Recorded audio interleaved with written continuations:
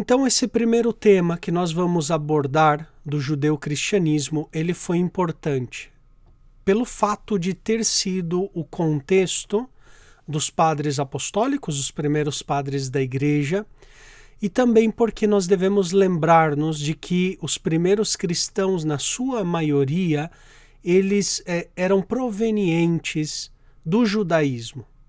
Na maioria eram judeus da diáspora, ou seja, judeus helenizados que falavam o grego, que estavam ali imersos na cultura grega, mas eles eram também ainda muito fiéis e muito zelosos da própria tradição judaica. A gente deve lembrar, por exemplo, nos Atos dos Apóstolos, que Pedro, ou Paulo, quando chegava a uma cidade, evangelizava em primeiro lugar na sinagoga. E ali daquelas pregações dos apóstolos, naquelas sinagogas, naqueles ambientes judaicos, daí provinham várias conversões ao cristianismo. Né? E, portanto, esse vai ser o contexto dessa época dos padres apostólicos. Quem nós entendemos por padres apostólicos? São os padres que viveram na época dos apóstolos, que eles conheceram, inclusive, pessoalmente, algum dos apóstolos, ou, inclusive, que talvez não conheceram diretamente, mas viveram naquele período apostólico. Temos grandes personalidades como Inácio de Antioquia, Clemente Romano, Papias, Policarpo, e outros, que viveram nessa época, que conheceram ou que foram discípulos diretos dos apóstolos. Agora, ao falar do judeu-cristianismo, eu posso recomendar para vocês esses 3 livros. Infelizmente é difícil encontrar, até mesmo em português, não sei se está traduzido, mas em língua espanhola, nós temos do padre Antônio Orbe, jesuíta, Cristologia Gnóstica, sobre a cristologia gnóstica. É muito interessante porque ele vai estudar o 2º e 3º século, sobretudo no tocante ao gnosticismo. Padre Antônio Orbe, ele é um grande estudioso do pensamento de Ireneu de Leão e do gnosticismo em geral, né? Depois nós temos também do padre Jean Danelou, outro jesuíta, a Teologia do Judeu-Cristianismo, Teologia do Judeu-Cristianismo, onde ele vai também nos explicar essa primeira teologia cristã, vamos dizer assim, que não foi a única, uma das primeiras, mas vamos ver, existiram aí diversas correntes de pensamento nessa época. E é interessantíssimo, eu vou seguir muito também o escrito do professor Manlio Simonetti, Studi sulla Cristologia del secondo e terzo secolo, estudos sobre cristologia do 2º e do 3º século, onde ele vai falando justamente do judeu-cristianismo e outras correntes teológicas dos primeiros séculos, do cristianismo. Em geral, essas são as características que eu gostaria de apresentar para vocês do pensamento judeu-cristão. Okay? Não é um pensamento unitário, portanto, não pensem que todos os cristãos provenientes do judaísmo tinham todas essas características, mas era muito frequente. Uma primeira característica desses grupos era a cristologia do Christus nudus homo, ou seja, Cristo como somente homem, um nu homem, nudus homo, somente homem. Ou seja, aceitavam Cristo como Messias, mas um Messias exclusivamente humano. Viam um Messias exclusivamente humano. Depois vamos ver em alguns textos essa tendência teológica nesse grupo de cristãos provenientes do judaísmo, né? Agora, outra perspectiva também dos grupos judeu-cristãos era a cristologia angélica, né? Que no alemão eles chamam da Angelchristologie, ou seja, Cristo é visto como uma espécie de espírito desencarnado, como uma espécie de anjo incorpóreo. Essa cristologia angélica nós vamos ver em alguns textos muito antigos também, na época, até mesmo ali dos padres apostólicos, né? A pré-existência de Cristo, segundo essa perspectiva, não é coeterna com Deus. Portanto, ou seja, o Cristo, ele não existe na eternidade com Deus, mas é uma existência espiritual.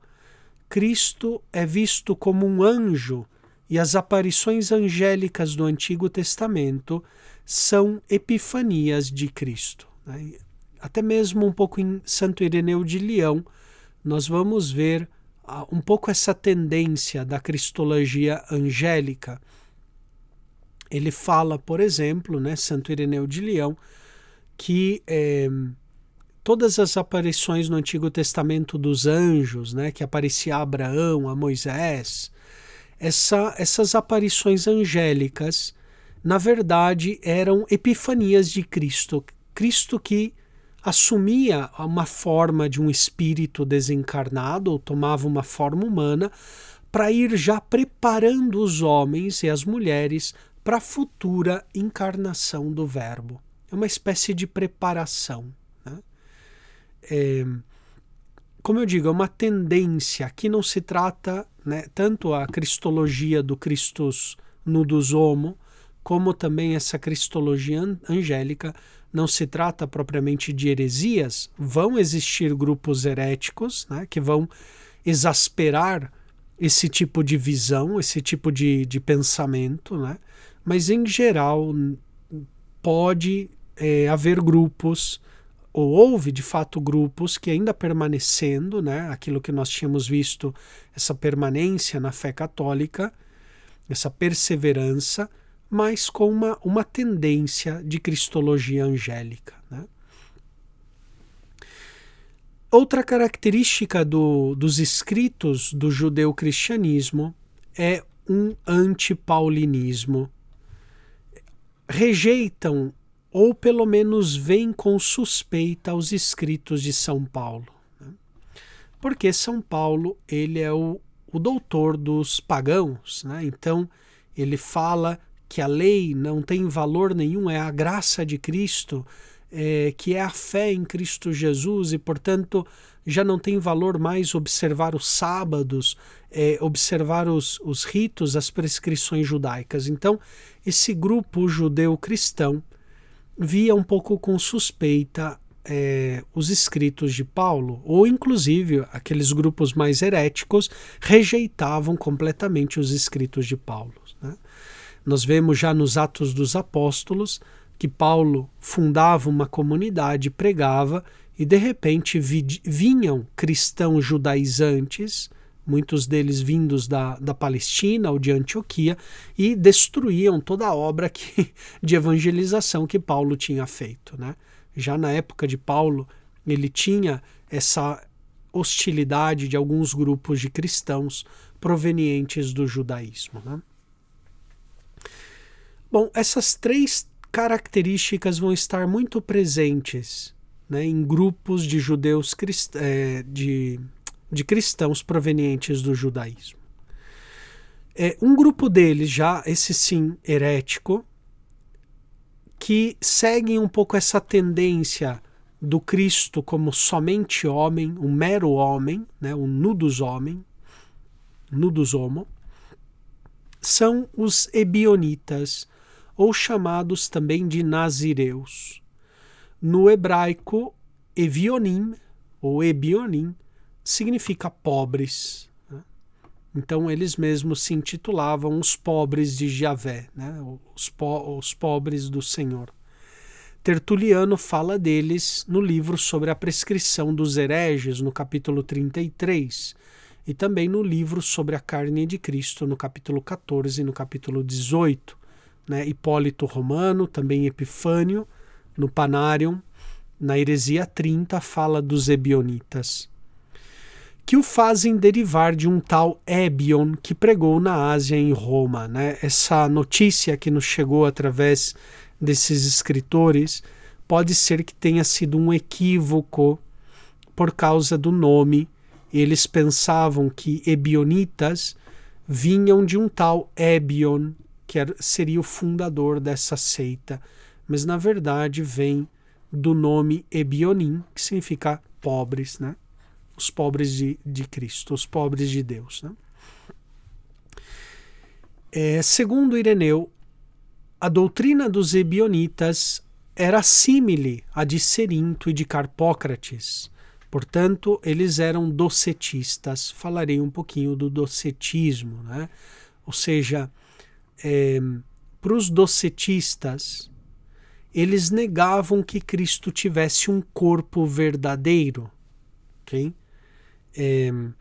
Eles afirmavam que Cristo não tinha uma verdadeira carne, não se encarnou verdadeiramente, mas era uma aparência. Né?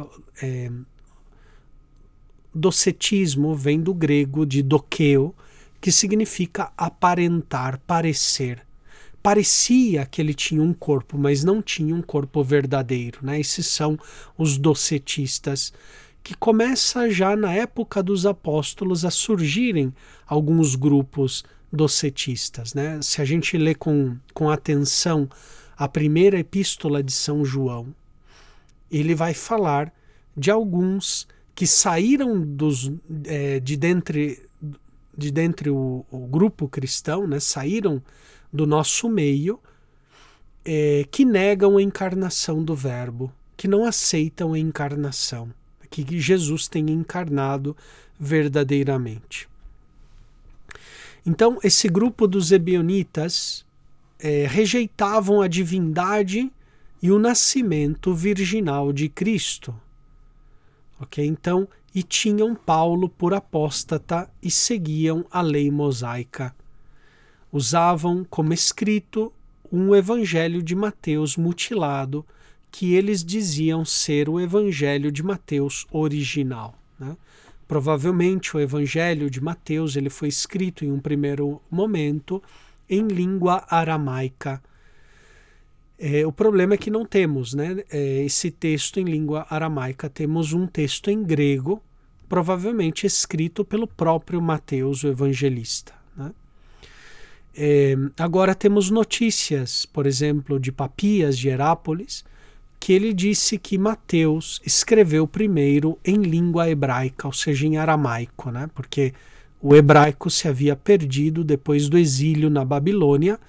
Os judeus já não falavam mais o hebraico, eles falavam o aramaico. Né? Então, na época de Cristo, por exemplo, eram pouquíssimos aqueles que podiam ler e entender, e muito menos falar o hebraico. Era sobretudo o aramaico que eles falavam, que era a língua da Babilônia, a língua dos caldeus. Bom, esse foi uma tendência, né, um grupo já herético dos ebionitas ou nazireus, que negavam, portanto, que Jesus fosse verdadeiramente Deus. Aqui nós temos um texto de Epifânio de Salamina e depois outro de Ireneu de Leão, que diz o seguinte sobre esse grupo. No evangelho que eles, os ebionitas, usam, chamado segundo Mateus, que no entanto não é totalmente completo, mas alterado e mutilado, eles o chamam de evangelho judaico. Eles tiraram a genealogia de Mateus, né? Porque Mateus fala da parte humana de Cristo. Portanto, como eles têm essa tendência a negar a encarnação, portanto, vai negar também essa genealogia, né? Ireneu, sobre os ebionitas, ele diz o seguinte: aqueles que são chamados de ebionitas usam apenas o Evangelho de Mateus e rejeitam o apóstolo Paulo, chamando-o de apóstata da lei. Os ebionitas, portanto, seguindo somente o Evangelho de Mateus, confiam somente nele e não têm conhecimento exato do Senhor, né? Então, aqui nós vemos um primeiro grupo que exagera a tendência judaizante de alguns do cristianismo primitivo, até ao ponto até de negar, né, a divindade de Cristo, ou negar a encarnação de Cristo, né? Então, essa foi uma primeira tendência. Agora, nós, dentro dos grupos também judaizantes, nós temos dois grupos relacionados com a celebração litúrgica da Páscoa. Okay?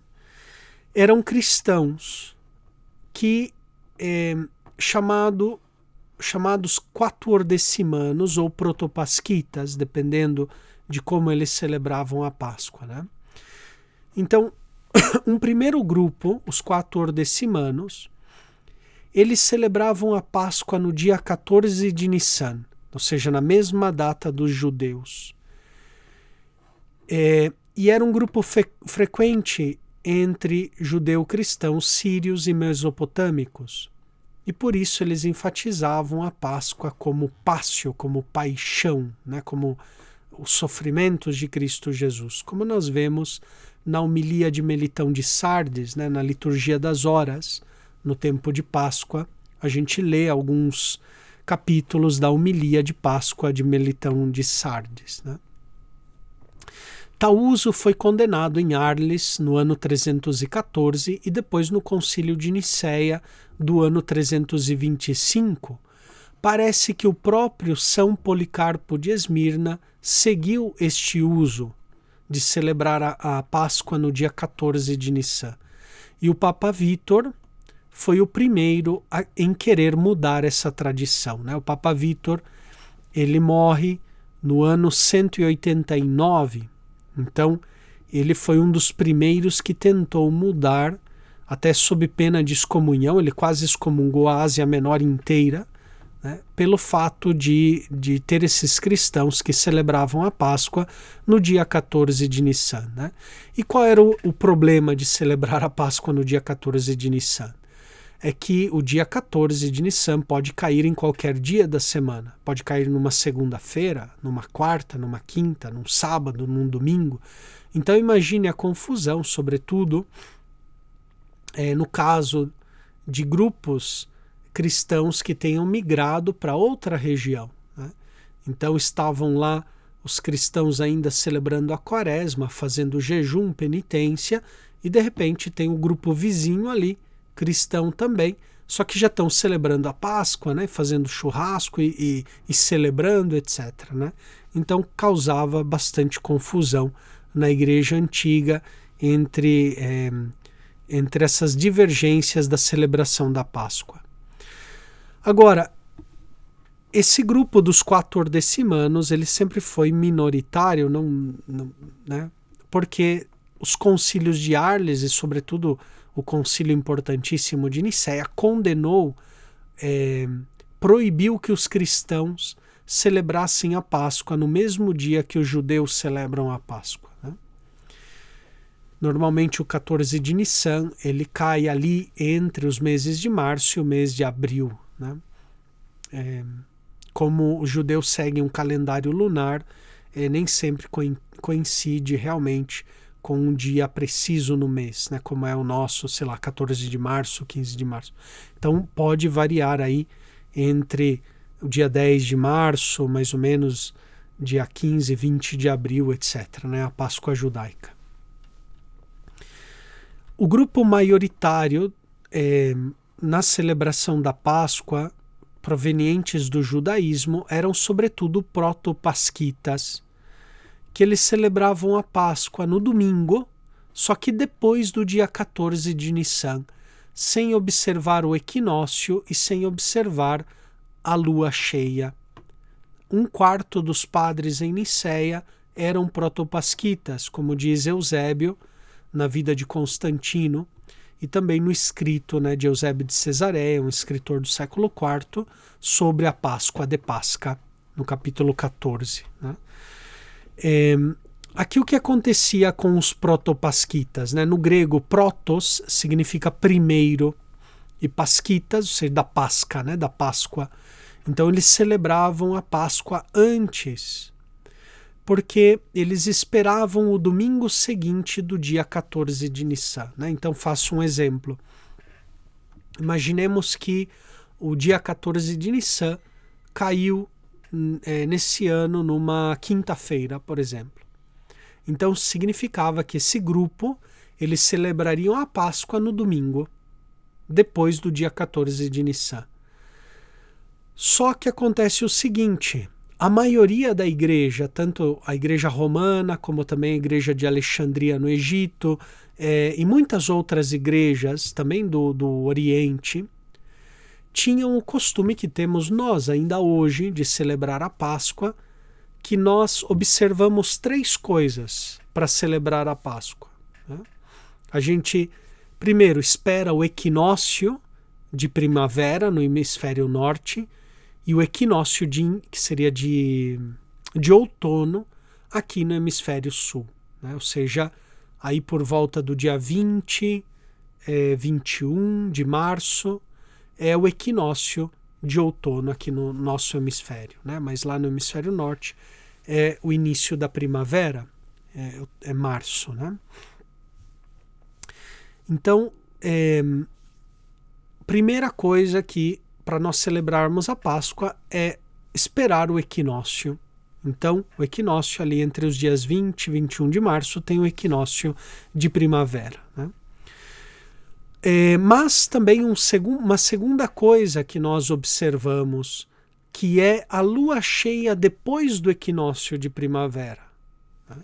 Então, por exemplo, imaginemos que o equinócio nesse ano 2022, imaginemos que tenha sido, a lua cheia tenha tido uma lua cheia no dia 19 de março, mas o equinócio foi no dia 20 ou no dia 21 de março. Né? Então nós temos que esperar a seguinte lua cheia para celebrar a Páscoa. A lua cheia ela vem mais ou menos, né, uma vez por mês, a cada praticamente 15, 20 dias, praticamente, né? Nós temos o ciclo da lua, praticamente. Então, se nós tivermos uma lua cheia lá por volta do dia 19 de março, depois nós tivemos o equinócio, significa que eu tenho que esperar a seguinte lua cheia para celebrar a Páscoa. Estaríamos tendo essa lua cheia provavelmente lá pelos dias 10 de abril, aproximadamente, talvez 10, 15 de abril. Né? E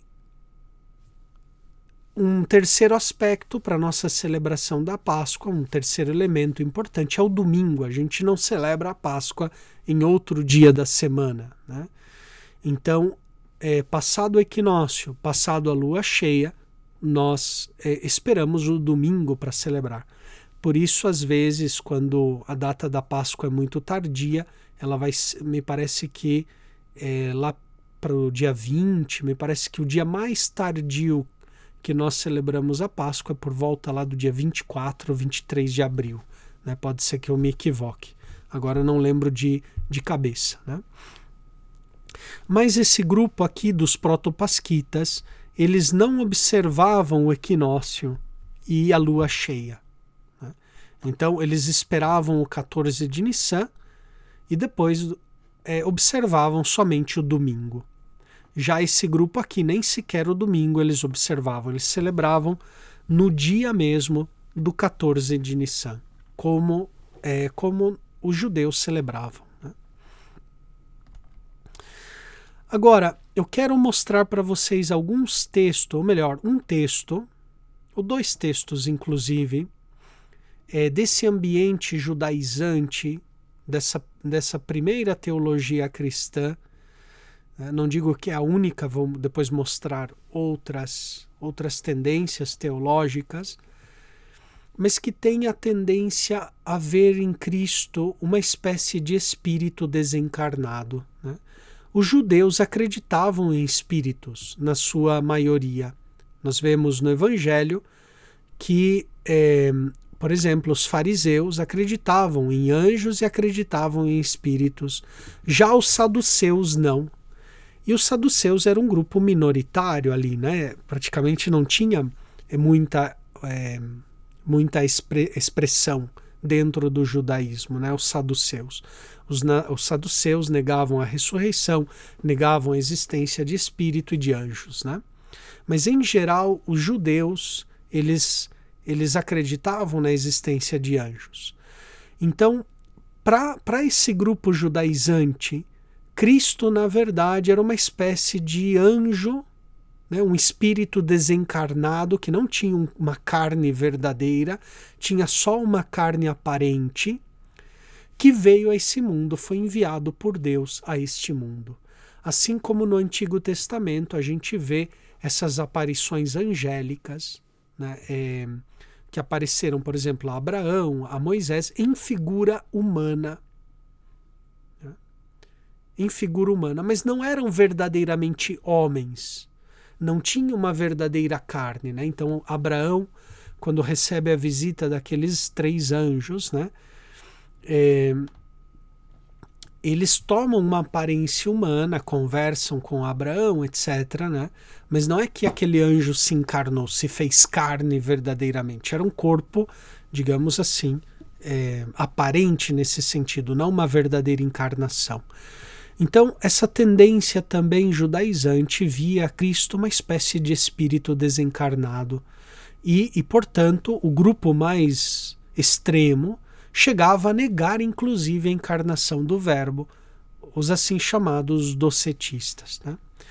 Quero mostrar aqui um texto de inícios do século II, que é a Ascensão de Isaías. É um texto apócrifo,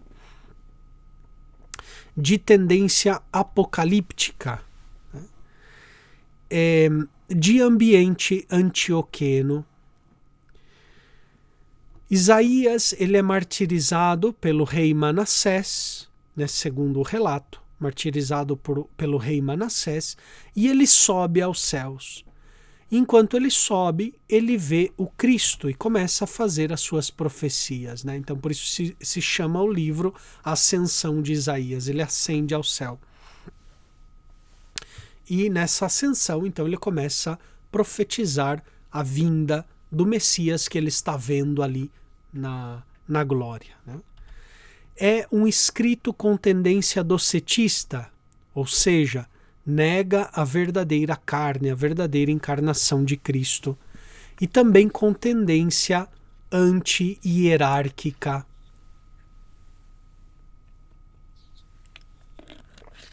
Em contraste com as cartas de Inácio de Antioquia. Quando nós lemos as cartas de Inácio de Antioquia, ele enfatiza muito, repete uma e outra vez a necessidade de que as comunidades cristãs estejam unidas ao bispo, ao presbitério, aos diáconos. É contínuo nas cartas de Inácio de Antioquia, e também é frequente nas cartas de Inácio essa afirmação de que o Verbo se fez carne verdadeiramente, que ele padeceu verdadeiramente, né? Ele repete uma e outra vez esse verdadeiramente, o alethos, né? O alethos, verdadeiramente. Cristo padeceu, né? Nasceu verdadeiramente, sofreu, ressuscitou verdadeiramente, né? Porque Inácio de Antioquia precisamente estava combatendo essa tendência docetista, que negava a encarnação e também se distanciava da hierarquia da igreja, né? Então Inácio vai enfatizar a importância de estar unido ao bispo, ao presbitério, aos diáconos da igreja, né? E, portanto, nesse escrito da ascensão de Isaías, Deus se encarna só aparentemente. Aqui no capítulo 27, ou melhor, nos versículos 27 a 36 da ascensão de Isaías, nós temos a seguinte visão. Eu vi alguém cuja glória superava a glória de todos os outros, glória imensa e inefável. Então a gente tem que pensar, Isaías está subindo aos céus, e enquanto ele sobe, ele vê Cristo, antes de vir a esse mundo. E ele começa então a profetizar, e ele vê Deus, ele vê diversos seres que ele vai agora falar aqui. Enquanto eu olhava, todos os santos que eu tinha visto e todos os anjos vieram até ele. Então, um primeiro personagem cheio de glória, que tinha uma glória que superava a de todos. E todos os santos, então, vieram até essa primeira personagem. E quem foram estes que vieram? Adão, Abel, Sete. E todos os santos dos tempos antigos aproximaram-se e o adoraram. Adoraram essa glória, essa visão gloriosa. E em uníssono cantaram seus louvores, e eu mesmo me juntei a eles, e juntei minha voz às suas vozes. E de repente todos os anjos se aproximaram, adoraram-no e o louvaram. E ele se transformou e se tornou parecido a um anjo. E o anjo que me guiava me disse: Eis aquele que se deve adorar e louvar. E o anjo me disse: E eis o Senhor de toda a glória que viste. Então, ou seja, o que está aqui o autor falando? Então Isaías tem a visão de um ser glorioso, que todos os estão adorando, louvando. De repente, esse ser glorioso, ele toma uma forma angélica. E então aí todos ainda continuam ali a louvá-lo e adorá-lo. E continua ainda o texto, não termina aí o texto. No versículo 33 diz: E enquanto eu conversava com ele, ou seja, com aquele anjo que guiava Isaías, vi outra personagem resplandecente de glória e parecida à primeira.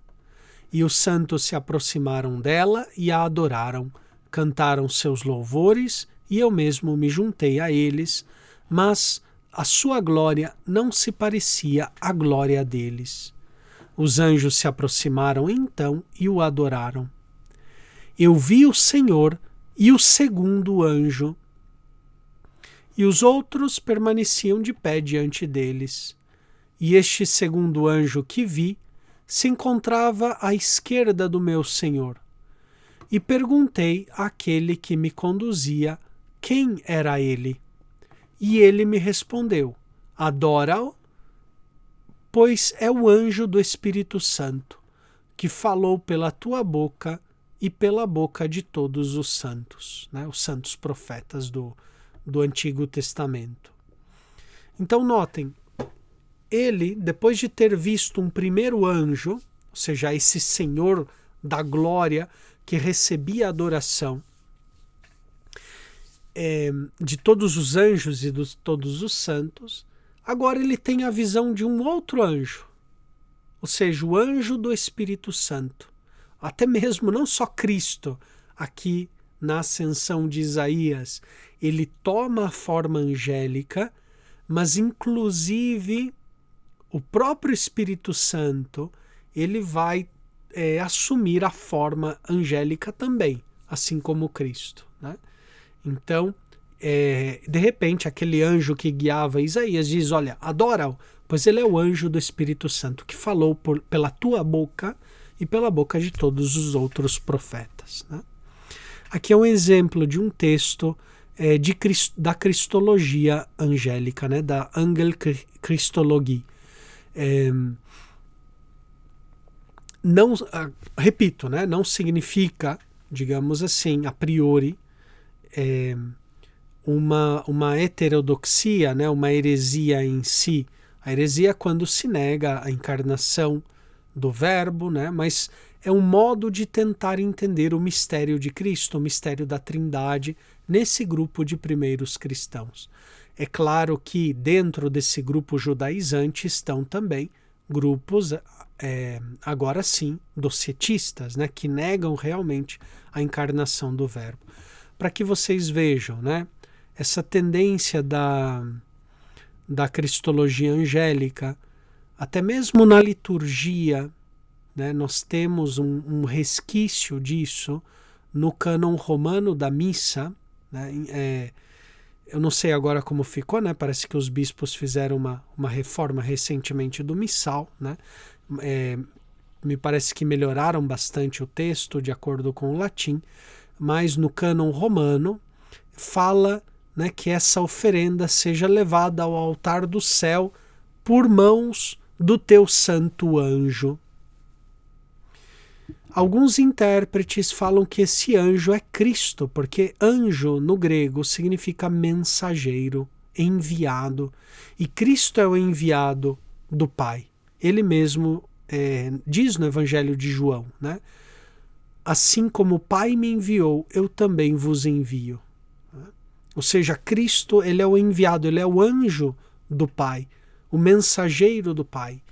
Então, também o mesmo profeta Isaías, né, quando ele diz, né, nasceu-nos um menino, um filho foi nos dado, o seu nome é conselheiro, admirável, anjo, né, anjo da paz, uma coisa assim, né, não me lembro muito bem o texto, mas vocês vão lembrar, é um texto que a gente usa no tempo de Natal, né?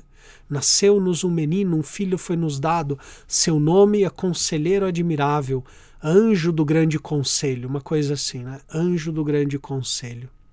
Então, esse menino, ele é o anjo do grande conselho. Ele é o mensageiro, é o ângelos, é o anunciador, né? Então, esses textos bíblicos dão pé para ver em Cristo o anjo de Deus, ou seja, o enviado do Pai, o mensageiro do Pai, né? Até mesmo na liturgia, como eu lhes disse, tem alguns intérpretes que entendem que esse anjo que leva as oferendas até o altar do céu é Cristo mesmo, ou seja, Cristo com as suas mãos, o mensageiro, o anjo de Deus, leva essas oferendas ao Pai, né? Porque de fato na liturgia sempre a oração é dirigida ao Pai, né? Por Cristo nosso Senhor. Então, dirigido ao Pai por Cristo. Então, se a liturgia eucarística é uma oração ao Pai, mas sempre através de Cristo, então com muita probabilidade esse anjo que aparece aí no cânon romano provavelmente é o próprio Cristo. É um pouco um resquício dessa cristologia angélica. Como eu digo, né? Não é herética a cristologia angélica, né? É um modo de entender Cristo como mensageiro de Deus. Ele veio nos falar do Pai, né? Outro texto, já não de ambiente assim antioqueno, mas de ambiente romano, que é o texto do pastor de Hermas. Alguns dizem que Hermas era primo do Papa Pio I, né? Do Papa São Pio, que foi Papa, se não me equivoco, na metade do século II, então aí por volta do ano 155, por aí, né? O Papa Pio. E Hermas escreve esse texto do pastor, que também é um texto bem apocalíptico, né, com diversas visões, diversas revelações. O texto do pastor de Hermas, ele fala de um segundo batismo, de um, por assim dizer, do perdão, fala sobre a penitência, o sacramento da penitência, né? A igreja primitiva concedia a absolvição dos pecados rara vez. E pouco a pouco a igreja foi tomando consciência que ela tinha recebido do Senhor essa autoridade para perdoar os pecados, né? Sobretudo aqueles pecados que eram tidos como gravíssimos na igreja primitiva, né? Que era o pecado de homicídio, de adultério e o pecado de apostasia. Né? Na igreja antiga, praticamente até inícios do século III, quem depois do batismo cometesse um pecado de adultério, um pecado de homicídio, apostasia, e se arrependia do seu pecado, né, devia fazer penitência durante toda a vida, e penitência pública diante da Assembleia Cristã. Né? Então era difícil, imagine, né? Também era muito rígida a prática da penitência naquele tempo. Né? Aí pouco a pouco, graças à sabedoria, por exemplo, do Papa Calixto, que ele foi Papa entre os anos 217 e 222, que a Igreja foi tendo cada vez mais consciência que ela recebeu esse poder de Deus para perdoar os pecados, inclusive esses pecados gravíssimos. Né? E o Papa Calixto foi muito criticado na época por isso, né? Diziam que ele estava mudando a tradição, etc., né? Pelo fato de dar a absolvição ao pecado de adultério, né? De homicídio, de apostasia, etc. Ele foi muito criticado por Tertuliano, foi criticado por Santo Hipólito Romano, etc., né? Mas chegaremos lá, falaremos depois, mais para frente, sobre esse período, né? Mas o escrito do pastor de Hermas, ele começa já uma reflexão sobre o sacramento da penitência com mais frequência. Né? Porque era duro, imagine você ter que fazer penitência pública, né, diante da igreja, ali confessando publicamente o pecado grave ali na frente de todos, em toda a celebração litúrgica, durante toda a vida fazendo penitência para receber o perdão só no final da vida. Era difícil, né? Então, o livro do pastor de Hermas já fala de um perdão intermediário, por assim dizer, né? Que não era necessário esperar tanto, ou seja, depois de uma sincera penitência, a igreja poderia abrir uma porta ao perdão, à misericórdia. Né? Então, ali no mandamento quinto, né, o livro do pastor de Hermas, ele está estruturado entre visões, mandamentos e parábolas. Né? Então, primeiro tem as visões, aparece um pastor, né? Aparecem várias visões, mas a mais famosa é do pastor, que dá o título do livro. E esse pastor, ele dá mandamentos para Hermas, né? Para Hermas anunciar à igreja esses mandamentos. Né? E depois termina o livro com diversas parábolas. Né? Dentre os mandamentos, no mandamento número 5, está no capítulo 33 do livro do pastor de Hermas, ele diz assim: Eu disse, Senhor, eu desejaria conhecer a força da cólera, né, da ira de Deus, para me preservar dela. Ele respondeu, se não te guardares com a tua família, destruirás toda a esperança. Mas preserva-te dela, né, da ira de Deus, pois eu estou contigo. Todos os que fizerem penitência do fundo do coração se guardarão da ira, porque eu estarei com eles e os protegerei. Com efeito, todos foram justificados pelo anjo santíssimo. Então, pastor de Hermas, notem, é um ambiente já romano, não é tanto um ambiente palestino, da Antioquia, né, do Oriente, mas um ambiente romano. E ainda nós vemos essa tendência um pouquinho da cristologia angélica. Né?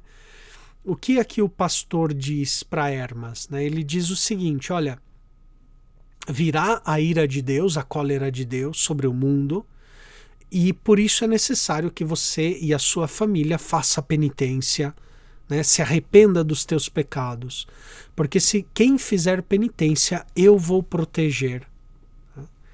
E depois, né, esse mensageiro, a gente não, esse pastor, né, que está dando esse mandamento, fala assim, que todos foram justificados pelo anjo santíssimo. Nós sabemos, pelas Sagradas Escrituras, que só Deus pode justificar uma pessoa, né? Só Deus pode santificar. Só Deus pode tornar justo, né? Tornar santo uma pessoa. E ele fala que todos nós fomos justificados pelo anjo santíssimo. Então, esse texto aqui de Hermas está falando em primeiro lugar pelo batismo, está falando do batismo. Nós fomos justificados, fomos santificados pelo batismo, graças à ação desse anjo santíssimo, ou seja, do mensageiro de Deus, o mensageiro santíssimo, que é Cristo. Então aqui nós temos também um indício dessa cristologia angélica, que era muito característica nesses grupos judaizantes, né, cristãos. Agora, como eu digo, né, aqui temos essa ambiguidade do termo anjo, porque podemos interpretar anjo no sentido técnico da palavra como um anjo, né, ou seja, um espírito desencarnado, como podemos interpretar também a palavra anjo meramente como mensageiro, né, como enviado de Deus, que é o que a etimologia significa. Né? Então, em todo caso, nós ainda estamos muito próximos dessa primeira teologia cristã, né, da judaico-cristã. Ou melhor do que primeira, né, porque tem várias primeiras modos de conceber a fé, né? Nós veremos depois algumas outras. Mas essa daqui era muito própria desses grupos provenientes do judaísmo. Observações, então, que eu faço sobre esse grupo e essa tendência judaico-cristão. Primeira observação. Não se trata de uma primeira cristologia anterior à cristologia helenista, né? Aquela cristologia que vê, né, Cristo, esse verdadeiro Deus, verdadeiro homem, essa síntese harmoniosa, essa união, né, na pessoa do Verbo, de Deus e homem, do Verbo encarnado, etc., do Logos, um pouquinho de tendência mais grega, mais helenística, né? Os gregos falavam muito do Logos, o mesmo, sobretudo os estoicos, né? A filosofia estoica falava muito do Logos, que era essa espécie de motor que move o mundo. Portanto, essa cristologia judaico-cristão não se trata de uma cristologia anterior a essa cristologia helenista, mas é contemporânea a esse pensamento, né, que enfatiza mais Cristo como verdadeiro Deus, verdadeiro homem, né, que enfatiza mais essa cristologia do Logos, né, é contemporâneo. Nós vamos ver também, um pouquinho mais para frente, alguns padres da igreja, representantes dessa teologia do Logos. Né?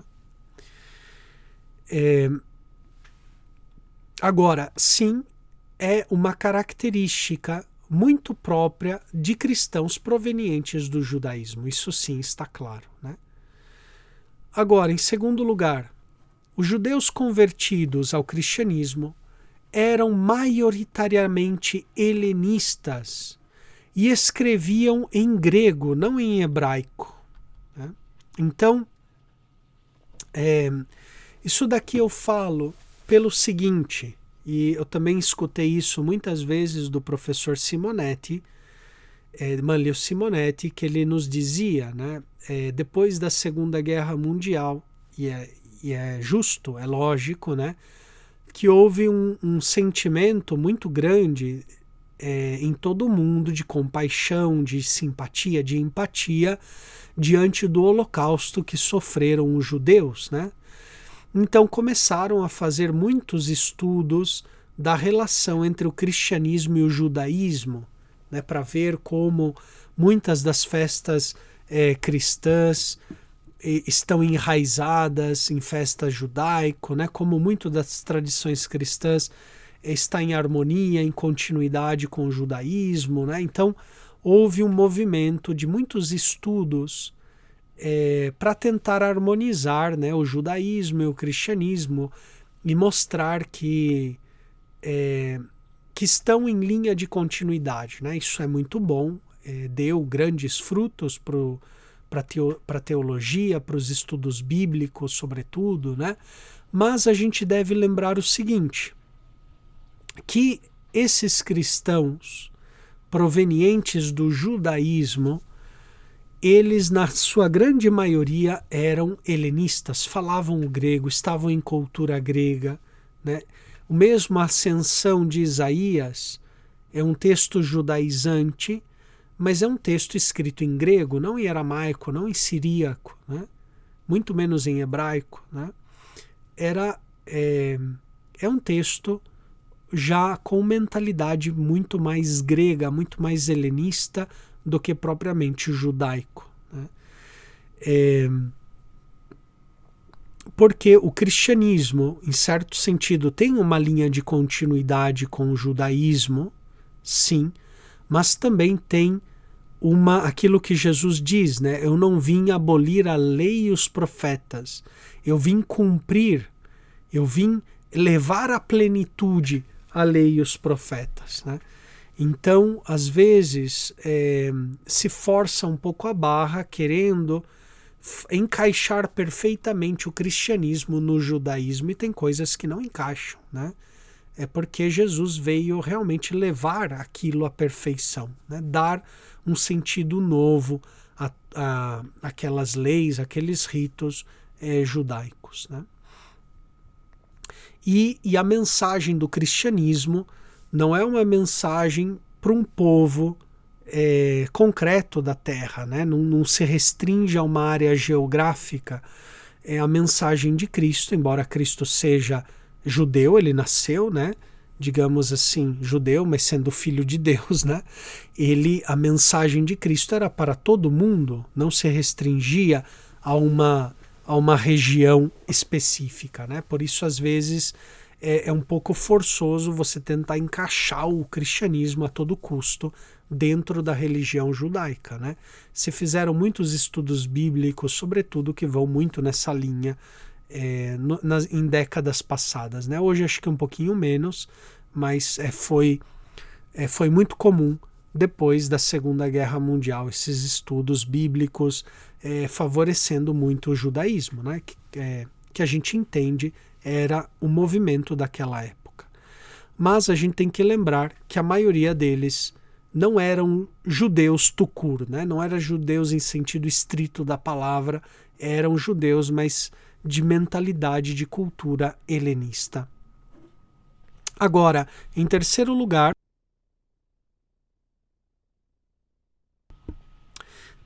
tanto o judeu-cristianismo quanto o greco-cristianismo, eles refletiam sobre Cristo a partir da noção de sabedoria criadora que nós encontramos no livro dos Provérbios, capítulo 8, versículo 22. Né? É um texto muito usado no cristianismo primitivo para meditar sobre Cristo, sobre a Trindade, ok? Que depois também vão surgir várias heresias, sobretudo o arianismo, que vai derivar dessa má interpretação de Provérbios 8, 22. Né? O que diz Provérbios 8, 22? Na Bíblia grega e depois na Vulgata Latina, né, a Bíblia grega era a Bíblia usada pelo judaísmo antigo e também usada por Jesus, usada pelos apóstolos, né? A Bíblia hebraica, para que vocês tenham uma ideia, que é a Bíblia que a gente mais ou menos segue enquanto a traduções hoje em dia, é um texto do século VIII depois de Cristo, né? A Bíblia grega é uma Bíblia do século II antes de Cristo, é uma tradução de um texto hebraico que a gente não sabe, né, qual é, se perdeu esse texto hebraico, mas é uma tradução feita por judeus no século II antes de Cristo, né, a Bíblia grega. Então a Bíblia grega tem uma antiguidade muito grande e depois era a Bíblia do judaísmo da época de Jesus, né? Era a Bíblia grega dos 70, né, a Bíblia Septuaginta. Ora, tanto os judeus, os cristãos provenientes do judaísmo, como provenientes do helenismo, eles pensavam, refletiam sobre a Trindade, sobre Cristo, a partir desse texto de sabedoria. E a Bíblia grega diz assim: no princípio Deus me criou, né, para as suas obras, ou em vista das suas obras. Esse é o texto, a versão grega, né, da Bíblia grega. No princípio Deus me criou em vista das suas obras. Né? Ou tem alguma outra versão que diz ou ele me criou no princípio das suas obras. Tem as duas versões, né, da tradução grega. Então eles começavam a refletir o que significa essa sabedoria que é criadora, a sabedoria que cria o mundo, mas ao mesmo tempo que a Bíblia grega diz que foi criada no princípio. Então, Cristo como sabedoria é uma das primeiras reflexões, né, que vão depois desenvolver a doutrina cristã, dar mais clareza àquilo que nós cremos, né? Agora notem, outro aspecto aqui importante quando a gente estuda os padres desse período pré-niceno. O vocabulário teológico ainda estava em desenvolvimento, né? Nós não podemos esperar desses padres dos 3 primeiros séculos uma precisão terminológica que nós encontraremos nos padres do século IV, do século de ouro, por exemplo, né?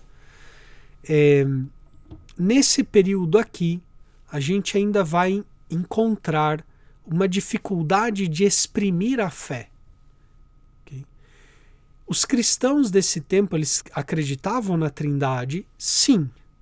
Okay? Eles celebravam o batismo em nome do Pai, em nome do Filho, em nome do Espírito Santo? Sim. Né? Então, eles tinham a mesma fé trinitária que nós temos hoje. Agora, eles não tinham as palavras adequadas para exprimir essa fé trinitária, né? Cito um exemplo que veremos um pouquinho mais adiante. Mas, por exemplo, eles, quando eles falavam, né, nós cremos em um só Deus, hoje, né, nós falamos, cremos em um só Deus em 3 pessoas distintas. Ok, isso a gente aprendeu no catecismo da primeira comunhão, né?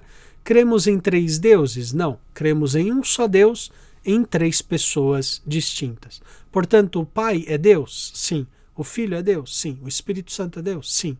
São 3 deuses? Não, é um só Deus em 3 pessoas. Bom, isso a gente aprende já na catequese da primeira comunhão, por exemplo, né? Mas nos 3 primeiros séculos eles não tinham essa linguagem, né? Não tinham essa terminologia que vai se desenvolver no século IV, etc., né? Eles tinham a fé na Trindade, eles realizavam o batismo em nome do Pai, do Filho e do Espírito Santo, mas não tinham palavras para explicar o mistério da Santíssima Trindade, né? Eles usavam, por exemplo, expressões, a gente vai encontrar até mesmo em São Justino, nos padres apologistas, em Tertuliano, em Hipólito Romano, em padres antes do Concílio de Nicéia, a gente vai encontrar a seguinte expressão, né? Nós cremos em um só Espírito e 3 nomes, nome do Pai, nome do Filho e nome do Espírito Santo. Então, cremos em um só Espírito, ou seja, porque São João, ele diz no Evangelho que Deus é Espírito, né? São Paulo diz também que Deus é Espírito, e onde está o Espírito, aí está a liberdade, né? Ele diz, São Paulo. Então, tanto São Paulo como São João definem Deus como Espírito. Deus é Espírito, né? Então, os primeiros cristãos, nesses 3 primeiros séculos, vão falar assim: nós cremos em um só Deus, ou seja, um só Espírito, né? Hoje, o que nós dizemos, uma só natureza, uma só substância, que é a divindade, e 3 nomes: o nome do Pai, o nome do Filho e o nome do Espírito, que depois a gente vai chamar de pessoas, né? A pessoa do Pai, a pessoa do Filho e a pessoa do Espírito Santo. Então, esses primeiros padres vão crescer na compreensão da própria fé. Não é que a fé mudou, né? Não houve aí uma mudança da fé. Eles sempre acreditaram em Deus uno e trino, sempre realizaram o batismo em nome do Pai, do Filho e do Espírito Santo, mas não tinham palavras para explicar esse mistério, né? A Igreja foi refletindo com o tempo, foi desenvolvendo a terminologia para compreender melhor aquilo que ela crê, aquilo que ela celebra, né? Então, nessa aula de hoje a gente viu, sobretudo, essa corrente de pensamento da teologia nesses primeiros séculos, que é um pouquinho o ambiente dos padres apostólicos, né? Que é essa corrente judaico-cristã, que na vertente herética vai se chamar ou ebionismo ou docetismo, né? Que ou negam a divindade de Cristo ou vão negar a encarnação de Cristo. E alguns grupos judaico-cristãos, inclusive, vão chegar a negar as duas coisas, né? Que Cristo seja verdadeiro Deus e que ele tenha se encarnado verdadeiramente.